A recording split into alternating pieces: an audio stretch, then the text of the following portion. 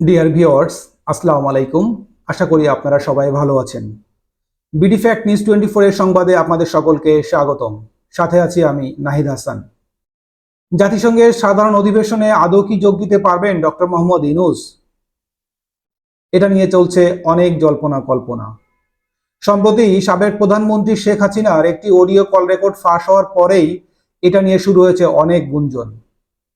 কারণ এই কল রেকর্ডে তিনি বলেছেন তিনি এখনো বাংলাদেশের সংবিধান অনুযায়ী সিলেক্টেড প্রাইম মিনিস্টার।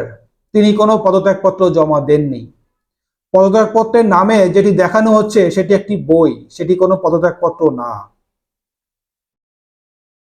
সাবেক প্রধানমন্ত্রী শেখ হাসিনার এরকম বক্তব্যের পরেই অনেকের মধ্যে উঠেছে বিভিন্ন প্রশ্ন, ইভেন সাধারণ জনগণের মধ্যে উঠেছে এই প্রশ্ন, তাহলে কি জাতিসংঘের সাধারণ অধিবেশনে ডক্টর ইউনূস যোগ দিতে পারবেন না? এই বিষয়ে জাতিসংঘেরও কিছু নিয়ম আছে।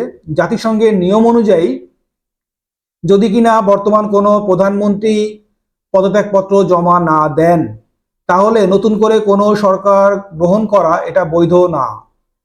এবং সুনির্দিষ্ট কোনো প্রমাণ ছাড়া বা নিয়ম ছাড়া এবং এই পদত্যাগপত্রের কোনো ভিজুয়ালাইজেশন ছাড়া, অথেন্টিকেশন ছাড়া নতুন গঠিত কোনো সরকার জাতিসংঘের অধিবেশনে যোগ দিতে পারবেন না। জাতিসংঘের এই নিয়ম জানার পর উঠেছে আরো বেশি গুঞ্জন। তাহলে কি হবে? জাতিসংঘের সাধারণ অধিবেশনে কি ডক্টর মোহাম্মদ ইউনূস যোগ দিতে পারবেন না?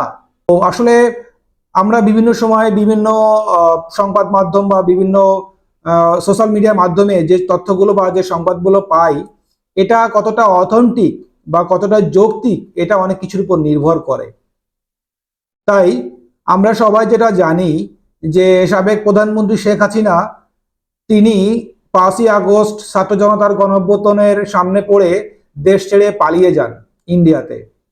এবং তিনি পালিয়ে যাবার পরেই আমাদের সেনাপ্রধান ওয়াকারুজ্জামান জাতির উদ্দেশ্যে ভাষণে বলেন সাবেক প্রধানমন্ত্রী পদত্যাগপত্র জমা দিয়েছেন মাননীয় রাষ্ট্রপতির কাছে, দেন তিনি বাংলাদেশ থেকে চলে গিয়েছেন। ইভেন পরবর্তীতে আমাদের মাননীয় রাষ্ট্রপতি জনতার উদ্দেশ্যে একটি ভাষণে বলেন শেখ হাসিনা সরকার পদত্যাগপত্র জমা দিয়েছেন, দেন উনি দেশ ত্যাগ করে চলে গিয়েছেন। তাহলে কেন এটা নিয়ে এত জল্পনা কল্পনা? আসলে আমরা অনেকেই অনেক সময় অনেকে ইনফ্লুয়েন্স করার চেষ্টা করি, নেগেটিভ ভাবে মোটিভেট করার চেষ্টা করি বা অনেকে ডাইভার্ট করার চেষ্টা করি। সো আমার যেটা মনে হয় যে এরকম কিছু তথ্য ফাঁস করে এই দেশের অন্তর্বর্তীকালীন সরকারকে পথভ্রষ্ট করার চেষ্টা করা হচ্ছে, তার উদ্দেশ্য থেকে সরানোর চেষ্টা করা হচ্ছে। তো এখন দেখার বিষয় যে আসলে জাতিসংঘের এই সাধারণ অধিবেশনে ডক্টর মোহাম্মদ ইউনূস যোগ দিতে পারবেন কিনা। তো আমরা সেই পর্যন্ত অপেক্ষা করব, তাহলেই তো রেজাল্ট আমাদের সামনে চলে আসবে। So thank you so much আপনাদের সকলকে আমাদের সঙ্গে থাকার জন্য, বিডি ফ্যাক্ট নিউজ 24 এর সংবাদের সঙ্গে থাকার জন্য। টিল দেন, আল্লাহ হাফেজ।